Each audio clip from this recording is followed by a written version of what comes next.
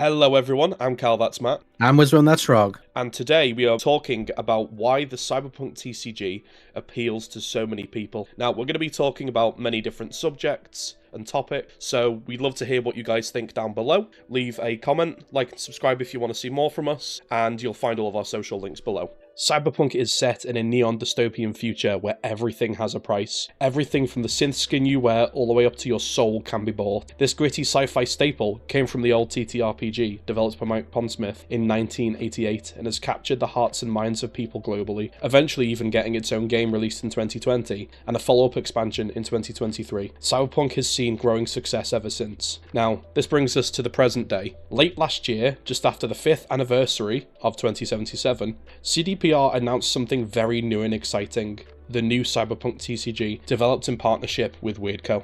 And with that being said about Cyberpunk as a genre, really the release of WeirdCo making this TCG, which stands for Trading Card Game, think stuff like Pokemon, Magic the Gathering, or even Yu-Gi-Oh!, is a good match to Cyberpunk, not only as a genre, but Cyberpunk 2077 and the Cyberpunk brand, like quote-unquote 2020 Cyberpunk Red overall, because of the idea that the card game is built around being clashes between rival gangs, or corporate espionage, or people trying to, make a life for themselves and become the new legend of Night City. The gameplay that they've managed to refine in their TCG, it reflects this wholeheartedly. Not only that, the concept of having a lot of lore and background to dig from and pull inspiration from, Cyberpunk, the IP, is a deep well for them to draw from anything from the concept of a poser gang all the way up to just straight up V cards for the main character of Cyberpunk 2077. So in terms of an IP that WeirdCo has chosen to make into a card game, Cyberpunk as a genre and as just the IP Cyberpunk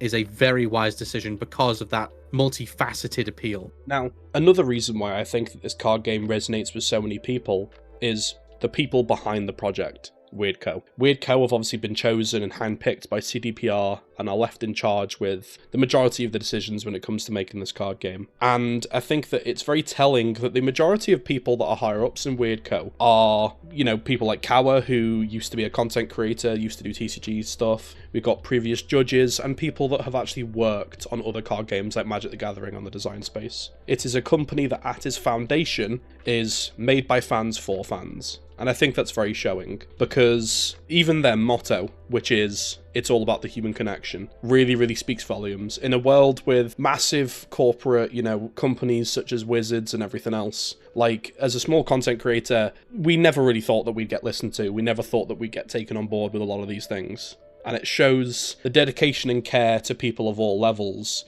that they were able to give us these opportunities, such as us opening the alpha kit and stuff. And that's another thing as well, is the collaborations between artists at every level really is amazing. If you're in the server, there are people that have, a massive following already that, have been sponsored to make content, but most of the people are just like us, just people who are passionate and interested and who are getting rewarded by simply just showing that you care. And I think that that's something that resonates with a lot of people for a company. A point of what they've done to help try and build this community, and what they've done to kind of show an integrity that hasn't been normal lately in games companies, is all of these constant reveals and giveaways they've been doing. I mean, most notably, the initial giveaway was sign up to the newsletter, get a free Lucy rare card, and everyone kind of jumped on that, and that sparked everything. That was amazing. And they, not only that, they've kept to it, and they've just been giving away more and more stuff. Most notably, on one of the live streams, they did a live giveaway of 5 of the test print card, which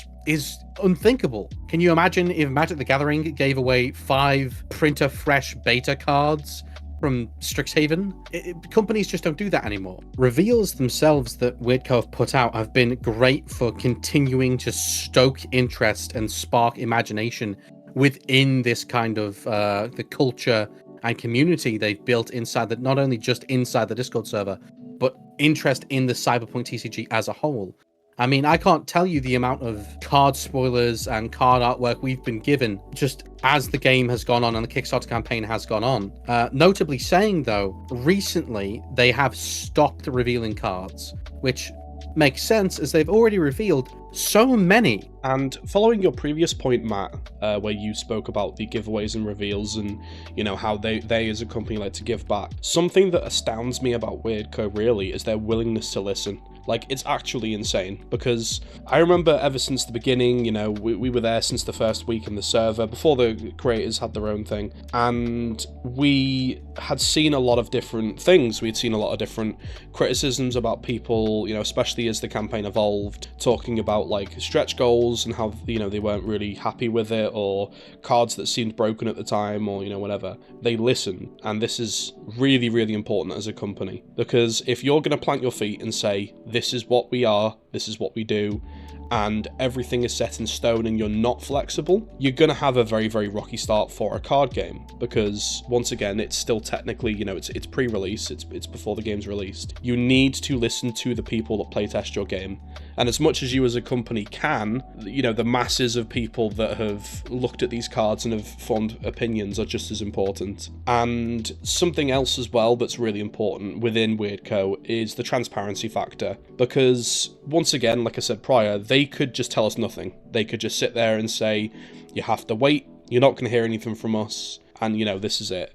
They've outlined their goals, they've outlined, you know, during the Kickstarter and stuff, how they plan on tackling scalping, you know, their views on different, you know, subjects, and them being as honest and open about how they as a company are going to move forward with certain issues really gives them a leg up over others, because transparency is, I think, crucial on a platform like Kickstarter, which, you know, while I do trust WeirdCo, Kickstarter as a platform has had very, you know, a lot of ups and downs, a lot of money pulls, a lot of scandals and stuff. So having a company in charge of a big project, outlining what they're going to do and when they do it, and also just giving you the reasons why they do things the way they do, is really, really interesting. And once again, I think that it really resonates with the people, and it adds to the fact that they just care. You know, this isn't a game that's being made just to make money and profit. It's like, this is a game that is being made by people who love the IP, for people who love the IP. And as a further testament to the quality of WeirdCo's willingness to listen and transparency that you noted earlier on, Callum, CD Projekt Red themselves have been so closely involving themselves with the TCG. Frankly, I'm astonished. For a separate games company with the handles to the IP to allow a company like WeirdCo essentially the keys to the kingdom is incredible. I mean, most accurate evidence of how tightly they have wound themselves in with WeirdCo to make this TCG happen, work, and rise to their standards. We heard it definitely from the horse's mouth on our interview. If you go back and watch the interview we did with the representative from WeirdCo, and he himself said that CD Projekt Red is heavily involved and definitely aware with what's going on, even allowing them to use art assets that weren't even used in the game, instead were more so concept art. Even sending a representative, Berza, from CD Projekt Red to work with WeirdCo as an official representative. They also show up on their own podcast with. Frankly, it's incredible. And the last thing to really speak about, I think, is the whole Kickstarter process that they chose. And, you know, we keep on mentioning it previously, but something that's really interesting is, you know, when I first got into this, when I first got into the game, when I was learning more about things, I was really, really hesitant on the idea of a Kickstarter launch. Because, like I said prior, Kickstarter is very hit and miss on terms of, you know, different things, and pledging is always a risk. But getting to know the company, getting to know the people and the creators that they worked with has really, really kind of given me a very positive outlook on things, and has eased my paranoia, I guess, in a lot of different aspects, because so many people clearly want this to work. So many people clearly, you know, within the first, I think it was the first hour of the Kickstarter, they hit their first mil. The goals that they hit were insane, and throughout the month that, you know, the 31 days that they ran, you know, the numbers that they got speak for themselves. This is clearly a community that has a love for not even just the IP, but I think the concept of playing with other people. You know, content creators always work with each other. People in the general chat always talk about, you know, how they can't wait to show this to their LGS or their friendship groups. It's just something that I think is going to really, really do well, because once again, it's all about care. It's all about the love for the game, it's all about the love for the IP, and it's clearly not just a selfless cash grab. Now, obviously, this is all our opinions, and until the cards are in our hands, you know, it's something that we can't give you the Cuppa Guys 100% stamp of approval for, but like they've said, they take things very, very, you know, seriously, and their main goal now is to just go into production mode, get the cards made, get everything fulfilled, and then launch into retail.